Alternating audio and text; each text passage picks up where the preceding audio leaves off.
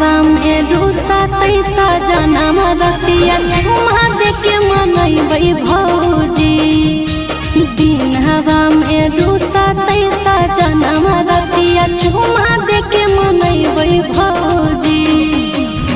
टूटतै झुमका बात बजरिया जाके सोनारवा से जोड़बै भौजी। टूटतै झुमका बात बजरिया जाके सोनारवा से जोड़बै भौजी।